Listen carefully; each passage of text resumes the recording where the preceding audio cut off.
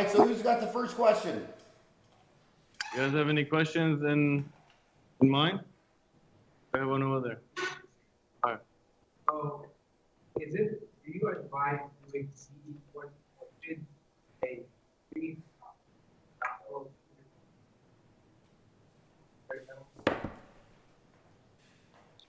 I can just reword the question for you. The student was asking, do you advise for pre-doctoral students to do CE courses? Say it again, the question again. I was asking that, do you advise pre-doctoral students to do CE courses? Absolutely. We started Dentaltown, it'll be 20 years old March. It'll be 20 years old on St. Patrick's Day, March 17th this upcoming year. And we started, we copied the University of Phoenix online, and now we have over 400 courses, and they're all free for dental students. And some of the courses are amazing. Like there's one course on root canals that's 19 hours long. It costs $1 million and 5 years to make it. It's like literally so many endodontists have told me it's just the most genius presentation. Now imagine your teacher teaching you a lecture on endodontics. I mean, they don't have 5 years and $1 million to spend on a lecture at a dental school. But these all these courses are free for you guys to watch. So I would watch them all. And it covers everything. Root canals, fillings, crowns, prosthodontics, business, marketing, leadership, everything you would ever need to know. If there was something that I thought you really need to know, it would be already up there on one of those courses. And we're still always releasing a course. Like we just put one up today. What was the one we just released today?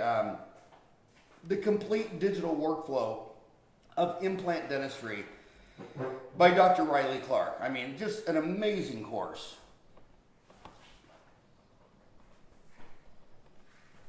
You guys are shy. Anyone else have a question? You have a question? Yeah. Did you hear that, Dr. Farran? No, I did not hear it at all. All right, sorry. You guys got a mic you can pass around, or? Yeah. Or can they come up and ask in the microphone? Hey, sorry about that. Can you hear me now? Yeah, I can hear you now. Okay, cool. So in your 30-day dental MBA, you recommend us doing like a 1-year GPR after school, saying it's like worth about 5 years of like clinical practice. I was just wondering, would you still recommend us doing the 1-year GPR, or would it be okay to do like some particular CE and like something we wanted to learn exactly? Yeah, I would say when you get out of school, throwing all GPRs under one calendar. I'm 100% Irish. That'd be like saying that all Irish are alcoholics when only 38% of us are. Some GPRs are very, very good. They get a lot of great experience, and a lot of other people they don't. I think one of the biggest differences between your generation and millennials. Are you guys all millennials? I mean, do you all identify as a millennial? Raise your hand if you're a millennial. Okay, raise your hand if you're not a millennial. And raise it again? And what are you? Doesn't know. He doesn't know? Oh, but I graduated May 11, 1987, and I had my practice open September 21st. So May 11 to September 21st, I mean, we just walked out of school and just opened up practices. And it seems like now so many of these millennials, they'll do a GPR, then they'll go work for some big corporate DSO, and it's never really happy for them, because if getting a job as an associate, or if a GPR was a really great idea, you would think that the dentist would want to stay there and work there, and 5 years later, the dentist would still be there, or he'd be the director of the program. And I just see these GPRs where most of the kids, the minute they get out of their GPR, they're run. They never sign up for another year. If public health and the Indian Health Service and working at a DSO is great, these DSOs come into your dental schools and you go listen to them because they give you free pizza, and they say, oh man, everything's great here. Well then, hell, your dental school's been around a long time. Then just go up 5 years and get a list of all the classmates that went and got a job at these DSOs and say, well, are they still there? Well, none of them are there. I mean, their average dentist is like a year or two. So if you want to have 1 million employees who just do what you say, you should own Walmart, you should own the military. And the one thing you can see about companies that have 1 million employees and they're all happy is not many of them graduated from high school, and their college is some college. But when you have a workforce where they all have 8, 9, 10 years of college, and they're all dentists, physicians, lawyers, you didn't go to school 8 years to have someone tell you what to do. And I just I routinely meet dentists all the time that have been out of school 5 years, and they've had 7 associate jobs. And I'm like, what are you waiting for? I mean, just open up your own practice. In fact, my column this month was telling that there's never a good time to open up your own business or have a family. God, I walked out of school. I had 4 boys in 60 months. And it took me 60 months to figure out what a vasectomy was, and I finally stopped the machine. And but when you open up your own practice, you only have a 0.4% bankruptcy rate. 0.4%. That 0.4% is always having their license taken away. Their license is always taken away for substance abuse. So even that's fixable. If you can't quit drinking, which is 80% of it, or eating opioids, which is 20% of it, well, they have Betty Ford centers for that, and you got to go there for 120 days and do the program. But I mean, it's a 99.6% chance that you're not going to go bankrupt. And so when we talk about learning dentistry, well, one of the hardest things for me to tell you, like you might get out of school and say, well, I want to go learn implants, or I want to go on this. Well, business is supply and demand. I need to know where you're going. I mean, if you set up in Parsons, Kansas, I wouldn't set up a Mercedes-Benz dealership. I'd set up a Ford 150 pickup truck. I mean, you're not going to sell. I mean, if you open up in Childress, Texas, how many Mercedes-Benz and Range Rovers are you going to sell for every F-150 pickup truck, F-250, or the $100,000 F-350? So, if you already say, well, I want to go back to my town for whatever reasons, well, I would just go start your business there. I would buy an existing, or I would start your business so that, and then when stuff starts walking through the door, I mean, if you get 10 new patients and 2 of them ask for Invisalign, well, I recommend that you go start learning how to do Invisalign instead of you deciding, well, I really want to study occlusion, so I'm going to go to the Pankey Institute or Coyce or Spear or Dawson or Ross Nash, and I'm going to learn occlusion. It's like, whoa. I mean, what is walking in your front door? Supply and demand. I would try to create a great supply while you're demanding. And also living below the means. I mean, true wealth, if you make $50,000 a year interest only, and you have no debt, and your burn is $40,000 a year, you're very, very wealthy. But a lot of dentists and physicians, they come out of school $500,000 in debt, and they always think that's a lot of money. How many of you are going to be over $250,000 in student loan debt when you get out? Okay, how many will be over 300? 350? 400? Everyone. Everyone. So the bottom line is, if you're going to come out of, well, first of all, millennials always whine about their student loan debt. They're always whining, oh, I'm going to come out of school $400,000 in student loans. Dude, your first divorce will cost you $1 million. My divorce, I got to get my calculator for this. I don't want to get it wrong. My divorce cost me $3.8 million, and so $3.8 million, and I graduated with $87,000 of student loans in 1987. So my damn divorce costs 43 times more than dental school. And you're $400,000 in debt. That's one of the reasons why you don't want to go buy a practice. Well, that's an interesting thing, because once you, and by the way, don't ever complain about student loans, because student loans are other people's money, and there's 220 countries on earth, and you only have access to other people's money in maybe 20% of those countries. So people don't have a lot of student loans in Africa, Asia, and South America, because they don't even have the opportunity. In capitalism, they know they got to get capital to the masses. That's why the government subsidizes Fannie Mae and Freddie Mac and housing. and student loan, they're trying to get you capital. So, but if you get to the point of $500,000 in debt, well, you can't pay that off going to be an associate.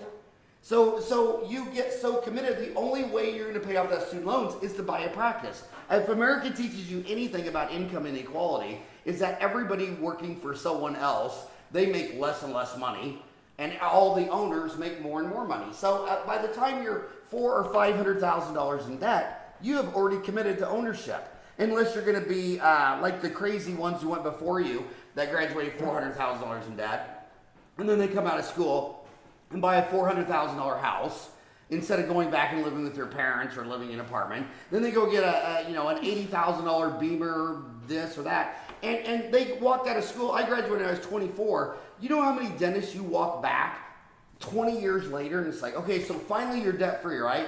You paid off your student loans, your house, your business cards, and like, oh no, we just upgraded and we just bought a 5-bedroom, 5,000 square foot home, and it's on a 30-year mortgage. I'm like, a 30-year mortgage? You're 44. I mean, really, you're going to keep doing this till you're 74? I mean, you have to cross the line from always using other people's money to earning interest on other people's money. Warren Buffett is the classic example. The guy's like one of the 5th richest guys in the world because he started putting away $1,000 a month into stocks, and they just kept growing. I mean, Albert Einstein said compound interest was probably the most powerful force in the universe. And what's happening to you is you're just getting used to living off other people's money. So you'll get out of school and you'll say, well, more people will give me money. This BMW deal, there they go. They'll finance it for 5 years. I can get into this house. Oh, the government, they'll finance it for 30 years. And then you start raising your standard of living, and so you're trapped. You're always using other people's money until you're 65 years old and you're a peasant. So what I would do is, if you're $400,000 in student loans, what I would do is I would walk out of school and I would find out where you're going to go. And in that, demographics matters the most. I mean, you obviously wouldn't graduate from dental school and say, I'm going to set up my new practice in Afghanistan or Syria or the Congo. You would know that that's a bad idea. Well, that's the way it is. That, the demographics matter. So you go down into San Francisco. There's a dental office on 450 Sutter Street in San Francisco. That it's a building that has 162 dentists in one building with 7 dental labs. I often wonder what the 100th guy was thinking. What the hell was the 162 person thinking? I mean, it's literally insane. So the bottom line is demographics matter. So you have a country where about 2/3 of the dentists go where half the population lives in the city. And then the 1/3 of the dentists go to where the other half of the population lives. And that's, so the biggest thing you could do is get demographics. I've done 2 podcasts. The only 2 guys I know that full-time are demographics is David James, CPO, founder of RealScore.com, and the other one is Dr. Demographic out in Utah. His name's Scott McDonald's. But those are 2 podcasts that you have to listen to. And I really love Dr. Demographics because Utah is a class example. So Utah, the average dentist in Utah makes the least amount of money of all 50 states. There's just a flood of dentists there. But they know, they just want to go back there. So, they were born in Utah. They want to marry a Mormon. They want to find a Mormon. They want to have a Mormon family. But my God, Utah, it would be the worst place. I mean, like out here in Arizona, there's huge Mormon populations in Gilbert and Mesa. Why don't you be a Mormon in Idaho? Why don't you be a Mormon in Gilbert? What, it's just, and then the worst decision was say, not only do I want to be a Mormon in Utah, I want to go to Salt Lake City. And I'm like, what was your next worst idea? I mean, what was worse than that? I mean, so when you go within a state, I'll give you some rule of thumbs. Whenever I meet a dentist who does $1 million a year, who takes home $350,000 a year, and doesn't do molar endo, doesn't place implants, doesn't do Invisalign, just has a couple of hygienists that eat see 8 people a day. He finds some restorative fillings and crowns out of that. He does simple endo. He's got an emergency room. They're always in rural. I mean, they're always in rural. So, like, let's say that you graduate $400,000 in debt. Well, your goal should be, well, in 1 year, I want to make $400,000 in 1 year. Well, that person's going to be rural. I'll give you another rule of thumb. If it takes you 2 hours to get to the airport, you have $1 million practice, and you have 50% overhead.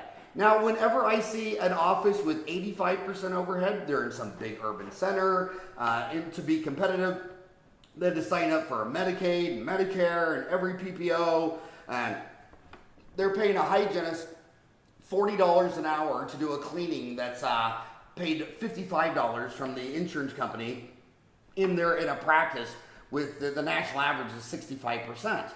I mean, it's just tough. So again, where are you going to go? Demographics matter. Learning continuing education, we started about the burn rate, live below your means. I see so many of these kids come out with $400,000 or $500,000 student loans. And every time they want to learn the simplest thing, they always have to go to the airport, fly across the country, drop $3,000 on some weekend course. And it's like, why? I mean, everything should be 5 fingers. You should do everything faster, easier, higher quality, lower cost, and more miniature. And by miniature, I mean, part of this whole industrial revolution was making everything smaller. Like the first steam engine was so big, all it could do in 1880 is pump water out of a flooded coal mine. But every year, that steam engine got faster, easier, higher quality, lower cost, and smaller, eventually fit on a ship. And then eventually fit on a train. I mean, so everything is going to get, faster, easier, higher quality, lower cost. But why, look at Online CE. Dentaltown has 400 courses. And they're usually about $18-20 for a course. Now they're all free for you, so I'd use them all up. And if your dad's a dentist, I would definitely sign up. Then give your dad your user email. I still don't know how Netflix makes any money because every single person I know that watches Netflix uses my Netflix account number and email. So I don't know how they're making any money on this stuff. But just learn how to do everything lower cost. I mean, why would you? And you'll come back from a $3,000 course on occlusion. And I'll say, okay, well, I'm all ears. Sit down. Tell me everything you learned. And they're stumbling around to tell me like a couple of 2 or 3 points. I mean, really, you couldn't have done that on your iPhone for $18? And half the time, it's the same damn teachers. So you just paid $3,000 to hear a teacher. You wouldn't even have to go to dental time. You could just go to YouTube and Google his name and go to his website. He might have 5 or 6 videos on his YouTube channel. Getting a car, why not get a used car? The biggest financial decision you're going to make is in a spouse. And dentists and physicians and lawyers, they always attract someone who says, oh my God, I'm hot. I'm really hot. I can get a dentist and I'll never have to work again because she's smart. She knows she's only going to be hot for about 5 years. And then you have someone that's going to burn $10,000 a month for 40 years. That's $120,000 a year. You know what $120,000 a year from 25 to 65, 25 to 65 times 40 would be $5 million. You just married a $5 million deficit when you could have married someone in your class, and now it's the opposite. Now they make $10,000 a month for 40 years. And now she brings in $5 million. That's a $10 million difference just by the person you married. I mean, I'm telling you, it's just as easy to fall in love with a poor person as a rich person, so just don't date poor people. I mean, they're nice. You'll fall in love. You'll marry them. They'll say, well, you're a rich dentist. I mean, you don't really want me working at Chick-fil-A, do you? And you're like, oh, no, honey, it's no big deal. I get $1,000 for your account. You just stay home and have a litter of children and just destroy capital every day, all day for 40 years. And like you go on a date. If she doesn't even try to pull out her credit card. I mean, if she just sitting there like, are you kidding? Look how hot I am and look how hot you're not. I mean, obviously, you're buying dinner. There's no way I would go to dinner with you. The only reason I'm here is because you're going to be a dentist, a physician, a lawyer. And so it's a predatory beast burden on lawyers, dentists, and physicians. I'm telling you guys, I've seen this for 31 years. The smartest dentist I know found their wife in dental school. I mean, so everything you argue about is about communication. Well, Even if she decides that she's not going to practice and she's going to stay home and have kids, at least she knows your language. She knows root canals, fillings, crowns. She knows the office. When you go to a resort to take a course, so you have so many things to talk about. But you've got to lower your standard of living. Like, why when you come out of dental school, like I'm sitting here in Phoenix, and there's a big dental school in AT Still, in Mesa, Arizona, and in Glendale, there's Midwestern. And I know these kids. About a third of the class, their parents are dentists. And they come out of school and I say, well, be smart. You're $400,000 in debt. Go back and live with mom. No, I don't want to do that. And I don't want to pay rent because, that's just throwing money away. So I just bought this $400,000 house in Mesa. I'm like, it's $400,000, but you financed it for 30 years. You're going to pay over $1 million for that thing, and that house isn't going to guarantee to appreciate. Remember 2008? 2008, remember Lehman Brothers? Remember when the whole last economy fell through the floor? Why? Because 75 million there were 75 million homes, and 25 million were paid for, and 50 million were all mortgages, and there were so many subprime mortgages, the whole thing went under. And then once you buy a house, then every day you don't work, you go to Home Depot and you say, well, let's drop $1,000 and fix up the bathroom and let's do this. And a house is the biggest money pit in the world. Why wouldn't you go back to an apartment and drive a used car until your $400,000 student loans were out? And then when you open up your office, when I opened up my office, demographics also matters on the hours. When I opened up my office, there were about 8 dentists on the corner here. I'm in Ahwatukee, which is South Phoenix. And, they were all open Monday through Thursday, 8 to 5. So what did I do? I opened 7 to 7, 6 days a week. And what I loved about that is my dentist friends who took 3-day weekends, Friday they play golf, and that'd be some $150 golf course in Phoenix, Arizona. By Saturday they're bored, so they go to Home Depot and start redoing their yard or their lawn or whatever. But man, when you work 7 to 7, 6 days a week, you're too tired. When you go home, you just want to sleep. All you want is to go to bed. You're not spending money. And then when if you're $400,000 in student loans and you own your own practice, here's what I see. When you're an associate, you don't have any really skin in the game. And, they always take a lunch from 12 to 1 and they always go home at 5. But when you're $400,000 in student loans and you bought a $750,000 office, and you married some girl who's at home having a kid every hour and a half, and someone comes in with a broken tooth at lunch, what do? You say, I'll fix it, it's a $1,000 crown. And then you're getting ready to leave at 5 o'clock, and a toothache walks in, and you're like, man, I could do a one-step molar root canal, build up crown, I could do it on my Strat machine, I could do the whole thing, it'll take me 2.5 hours, but I get $2,500 on their Visa card, and you stay, you have skin in the game. That's the mindset to not only pay off your $400,000 student loans, but the $750,000 office you did. If you go get a job as an associate, and it doesn't matter if it's for a private practice dentist or a DSO, the big offices, all I see is intense turnover. I see the associates that only last here a year or two, but the more dangerous thing I see is, when they were in dental school, they were working at, McDonald's, and they were making $5 an hour on the side, and now they're getting paid $120,000 a year. So what do? They instantly raise their burden. They get a nice car, they get a nice apartment, they start traveling, they start flying across the country, dropping $3,000 on courses, and then you see this person and say, okay, well, you were an associate for a year, you made $120. How much student loan did you pay? And they, oh, well, what are my payments on? Okay, your payments are on a 20-year schedule. So you just made 1/20th? So you're going to do this from 24 to 34 to 44? It just makes no sense to me. And they'll say, well, I don't know if I want to start my own practice. It's too risky. Okay, well, if you don't want to start your own practice, that's when you buy an existing. See, when you buy an existing practice, you don't need any demographics because it's already working.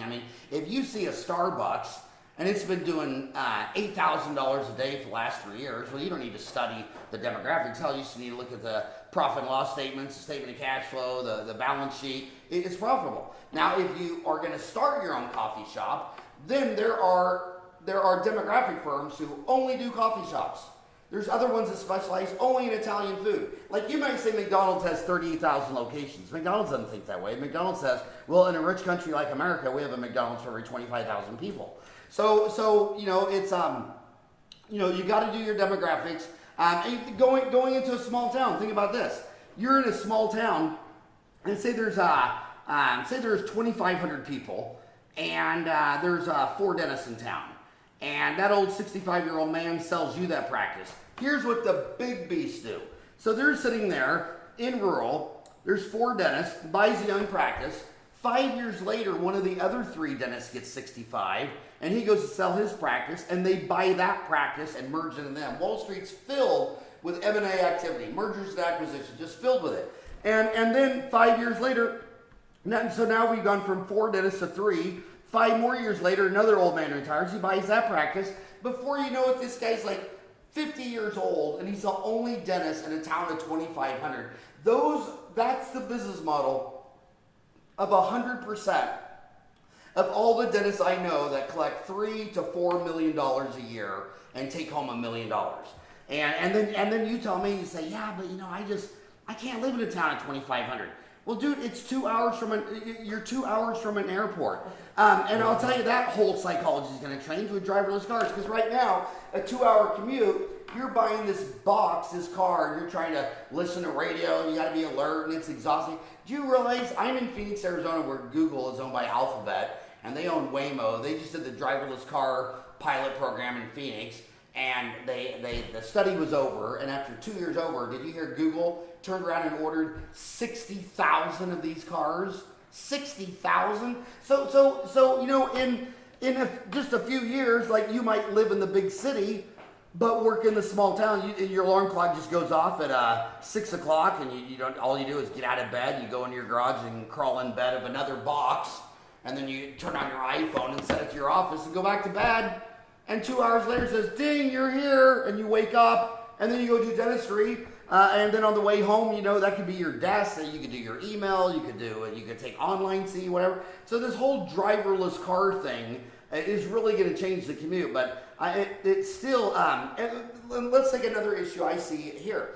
Like, you go into the suburbs where dentists live in, say, Mesa, Tempe, Chandler, or Queen Creek. And they'll get up in the morning and they'll commute 1 hour into downtown Phoenix. Now, where they woke up, there was already a dentist for about every 2,000 people. But where they bought a practice downtown, there's already a dentist for every 500 people.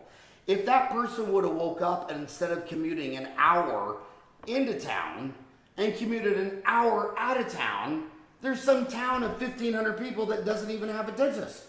And it's like, whenever a dentist commutes, it's 112% chance they're commuting the wrong way.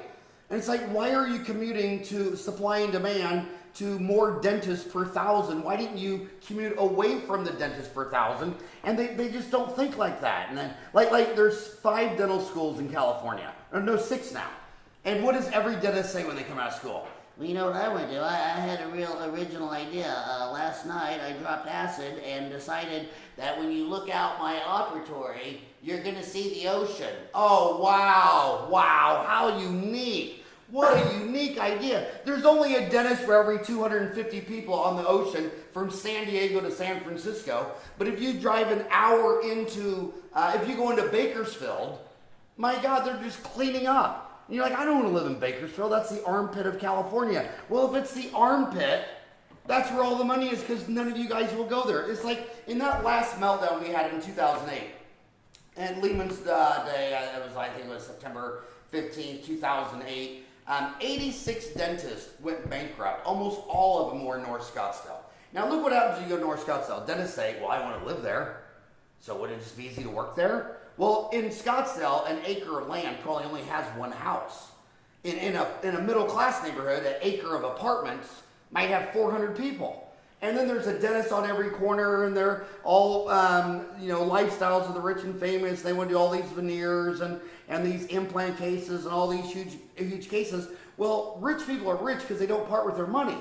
I mean, you give a poor man $1, he'll always spend it that day. I mean, they live paycheck to paycheck. They just cannot, any mildest urge they get, they just spend it. Rich people are rich because they don't spend their money. So they're slow payers to the dentist. And when times get bad and their stocks are going down, they don't spend any money. Because if you buy a stock at 10 and it goes down to 5, Well, it's not a loss unless you sell it. So that you're not going to lock in your loss and sell it. You might hang on to it until the economy picks back up, and 3 or 4 years later, you're making money again. So 86 dentists went bankrupt, and probably 3 or 4 of them spent the entire day crying in my office. And I remember going over and I said, well, let's think about this. Okay, first of all, you have 4 cars. Let's sell those cars and get 1 used car. Turns out he didn't even own any of those cars. They were all leases. And then he bought this house for $1.1 million and dumped $500,000 into it because he thought it'd be worth $3 million. Now it appraises cheaper than what he bought it. So he bought it for 1.1, and now the real estate is appraising it at $800,000 because the market crashed. And look at this guy's life. His wife wouldn't have known what a job was if you wrote it down on a piece of paper and asked her to read the word. And they're used to golf course and the standard of living and this lifestyle and all this stuff. And it's just insanity. So all that rant is that if you're going to go $400,000 or $500,000 down the road of other people's money, dude, you're committed. You're going to own your own business. And the best time to start a business, same time to start a kid. Walk out of school, start it. And then work all the time so you're always making money. And what should you be working on? I want to talk about, so the average dentist, general dentist, their income max, Garrett, can I move this over closer? Is that cool? So the average dentist, let me pull this up so I don't give you any misinformation.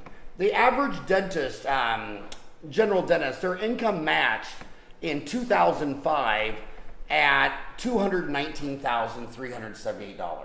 It's been on about a $3,800 a year slide all the way down to $174 by 2014.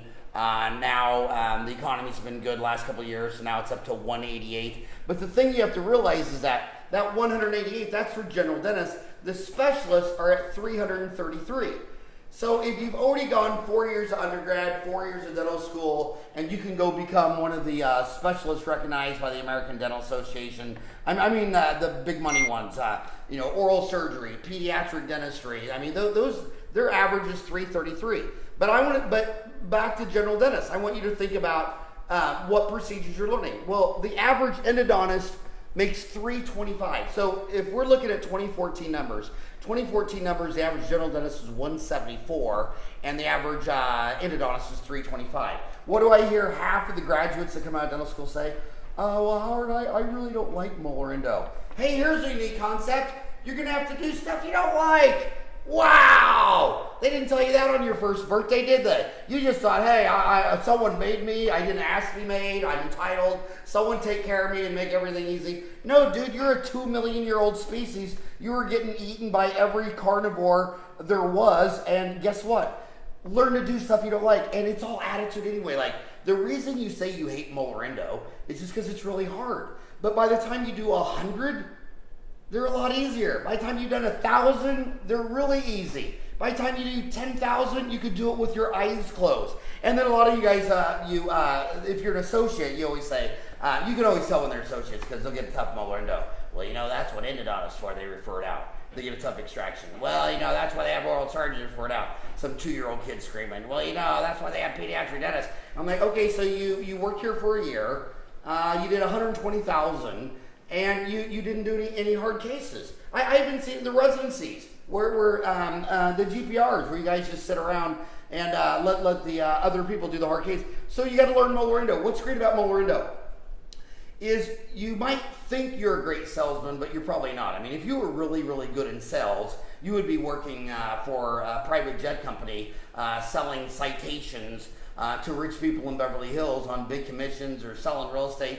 When you got a toothache, people come into you and they beg you for treatment. So they come into you and say, dang, my tooth hurts. Well, you don't have to sell them anything.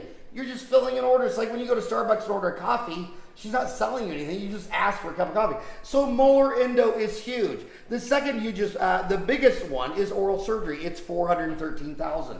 One of the reasons dentistry is the best part of healthcare is because we've always had a high cost and a low-cost alternative, like if you're going to lose all your teeth, well, you can go to Clear Choice and pay $25,000 an arch to have 2 full mouth, all-on-4s for $50,000. Yeah, and you know what another great solution is besides an all-on-4 is an all-on-none for $1,000. and you lose all your teeth and you make a denture. And guess what? Clear Choice, last year did 18,000 arches at 25,000 arch in a country with 325 million people. So what do you think the market is bigger at? Do you think the market's bigger for dentures or all on fours? So the bottom line is, they come into your office, they got a toothache, and they say, well, I don't have $1,000 for a root canal. Can you pull this tooth? And then you say, well, I don't like extractions. It's like, what do you mean you don't like extractions? You say, well, you don't like blood. Like, you became a doctor. Who the hell becomes a doctor? And their mindset, they don't like blood. I mean, were you supposed to be an electrical engineer? Were you supposed to be working on an iPhone? You mean to tell me you went to 8 years of college to work on humans, and now you decided you don't like blood? Pause. I mean, what are you going to hate next? Teeth? I mean, tongues? I mean, you're a doctor. And I mean, imagine, I wish every time a dentist ever broke a leg, I wish they went to the emergency room, and I don't know what that means. 15 minutes. You said like time left? Oh, time left? Okay. Okay, text me. Wow. Well, let me know the time. I don't have a starter on this. So, I mean, imagine breaking your leg. Well, if you broke your leg and went to the emergency room, and the emergency room doctor came out there and said, you know what, we don't like legs. We just do arms and ears, but we just don't like it. I mean, on Sunday in Phoenix, Arizona, if you fell off your bicycle and broke your legs, the ambulance would be there. They'd pick you up. They'd take you to hospital. It'd be fully staffed 24 hours a day. But if you fell off and broke your front tooth, I mean, you couldn't find a dentist on a Sunday in Arizona if you had a ski mask and a gun. I mean, there's none. So that's another thing about demographics. You just started out and you decided, say you're Mormon, and you decided, I'm going to go down to Salt Lake City and set up right across from the temple, and there's like 8 million dentists on the corner, but none of them are open on Sunday. I mean, I'm New York City. The largest endodontic firm out there was Barry. Oh my God, what's his name? It's Barry. I just call him Barry. But Barry's about my age, and he opened up, and Manhattan was a lot of Jewish people there, so there's no one open on a Saturday. So he's an endodontist, and he opened up 7 days a week. He said, look, none of the Muslims will work Friday. None of the Jewish people work Saturday. None of the Christians will work Sunday. So I said, hell, I'll open up 7 days a week. I'll treat everyone. And now he has 5 endodontists working for him as an associate. I mean, it's amazing. But learn how to do molar root canals and learn how to pull teeth. And by the way, when you pull your first wisdom tooth, yeah, it'll take an hour. But I've pulled every single wisdom tooth in my office. I think I only referred if I didn't like the patient or they wanted to be put to sleep. And I mean, I can pull any 4 wisdom teeth, no matter what they look like, in 5 minutes. I mean, I go in there, put them on nitrous and let that soak in 10 minutes, and then go in there, whatever they have, whatever condition they are, whatever shape, impacted, full bony, I don't care. It's like 5 minutes, and it's not even 5 minutes. Now, 31 years ago, sometimes I'd spend an hour on one wisdom tooth, and then I'd have to drive them to the oral surgeon office. All I could do is pull out the top half, and then I'd take them to the oral surgeon and pay him to pull out the bottom half. But but it's not a mistake, it's a lesson. And by the way, your endodontist had to do his first molar endo. Your oral surgeon had to pull their first wisdom teeth. So when they tell you, they try to shame you and say, well, you shouldn't really be doing molar endo. You should send it to me because I've done a lot more. Well, who did you do your first molar endo on? The tooth fairy? Was it your mom? I mean, where the hell did you learn molar endo? So learn molar endo, learn oral surgery. The next one is Invisalign. I can't believe orthodontists. They made 301,000, average general dentist 174, 2014 numbers. I mean, 300,000, and look at when I got to school, braces were tough, man. You had to bend stainless steel. You had to 3-dimensionally try to figure out how this thing's all working and all this stuff like that. And now, and then they came out with nickel titanium where they cast the arch, you put on the brackets, you bend the wire into the brackets, and it pulls the brackets there. Now you have Invisalign.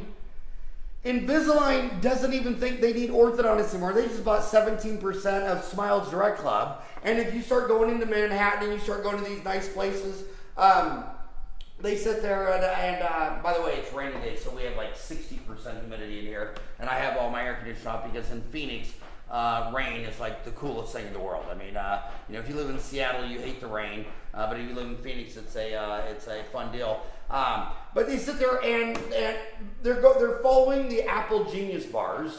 By the way, the Apple update came out today, so if you have an iPhone, you can update that. But they're sitting there and they buy Apple's owned by Align Technology. They own iTero, and they got some pretty hot lady who's into sales. You know, you're not going to sell cosmetic dentistry if you're short, fat, and bald. So get that out of your mind now. Like if you say, well, I want to be a cosmetic dentist. Well, first I want to hear that all your friends think you're hot. And if no one's ever told you you're hot, you're not. So if you're going to go into cosmetic dentistry, you should be hot.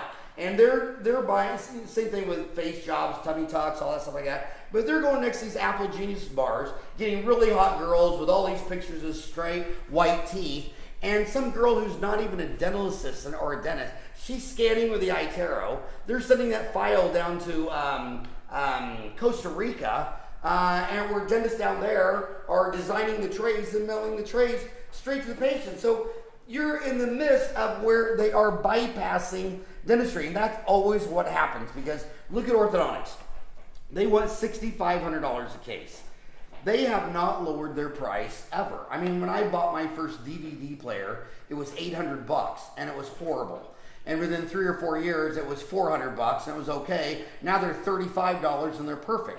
The orthodontists, they always want to go faster. They always want to increase productivity. But what do they never ever do? They never try to do anything faster, easier, higher quality, or lower cost. And what's Free Enterprise going to do? I saw that with bleaching.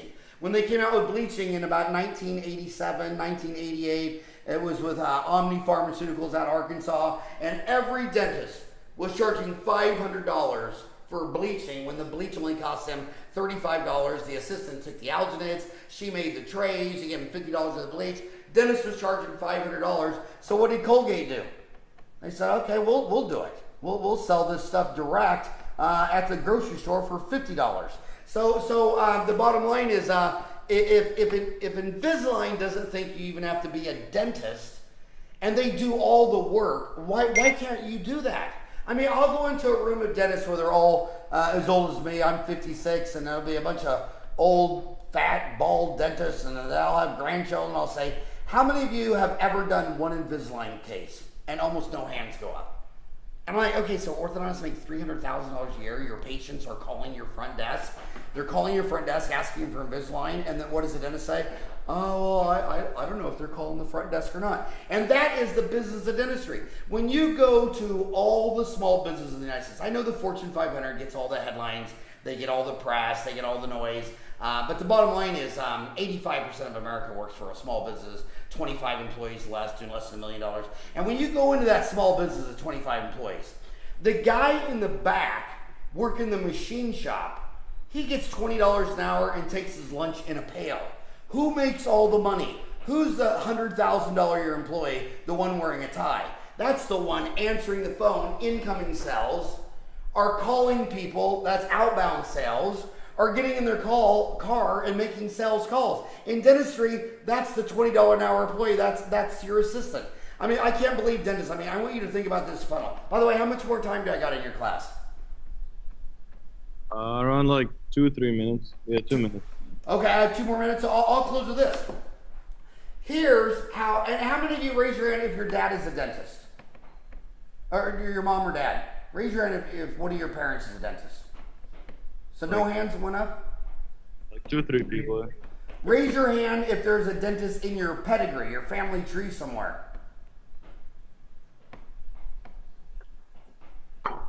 What is it, 2 or 3? Like 6. Okay, so the bottom line is this. When I call any Fortune 500 company, what's the first thing I hear? This call may be recorded for training purposes. The Fortune 500, they all record their calls. I go into your dental office, and here's how, for the 3 or 4 where your parents are dentistry, you could teach them this and make your mom and dad pay for your dental school. They don't know when the calls are coming in. Everybody has a job, so they work 8 to 12, then they take a lunch and then call your office, and then they have to work 1 to 5. Well, that's the same hours as your dental office. Your dad can't even tell me how many incoming calls came in last month. I'll say, well, for the month of August, how many incoming calls? I don't know. When do they come in? I'll put on a computer tracker and I'll find out that There's 168 hours in a week, and over 50% of all the calls come in when the dentist is closed. And then they're not recorded. So I'll say, well, how many people asked you if you guys did Invisalign last month? And I'll say, I don't know. I'll record their phone calls. First month, 11 people asked. 11 people times $6,500. I mean, 10 cases would be $65,000. Your dad's not aware of it. He doesn't know supply and demand. He's going to go take some occlusion course because he doesn't even know what people are asking for. So, you know, I have a daily podcast. We're going to film this as a podcast, right? Mm-hmm. I have a daily podcast on Dentistry Uncensored. I got 8,500 subscribed to me on my YouTube channel, which is youtube.com, Dentaltown Magazine. They're on the Dentaltown app. I mean, you guys, there is 250,000 dentists on Dentaltown. I mean, if you would have told me when I was in dental school that someday in my pocket would be all the communications of 250,000 dentists, I would have thought you were smoking pot or just walked out of a Star Wars movie. Or I mean, when I got out of dental school, you know what the hottest new technology was? A garage door opener. And I was really impressed with that. I thought that was really, really cool that it could lift that damn door all the way up, remote control. And now it's all these smartphones and computers. But I mean, there's 400 courses on Dentaltown. I put my 30-day dental MBA on YouTube and iTunes. I mean, you should come out of school. You should know how to do molar endo, pull teeth, Invisalign, and if you really hate yourself, pedo. I'd rather, if I had to be a pediatric dentist, I would turn in my license and go work at Taco Bell without thinking about it for a minute. I mean, I do draw the line at pedo. I don't think there's anything worse than a 2-year-old screaming. But the bottom line is, by the way, if pedo appeals to you, you're not right in the head, and you should be a pedodontist because you'll always make bank because no one wants to treat children. That's the only consistent thing I've seen for 31 years in dentistry. No one wants to work on your screaming, yelling kid. But guys, just nail the business. And if you nail the business, all your student loans, there will be 1 year where you could pay them all off in 1 year. So if you had half as much fun as I did, thanks for letting me talk to your class today. Thank you so much, Doctor. All right, buddy. Have a rocking hot day.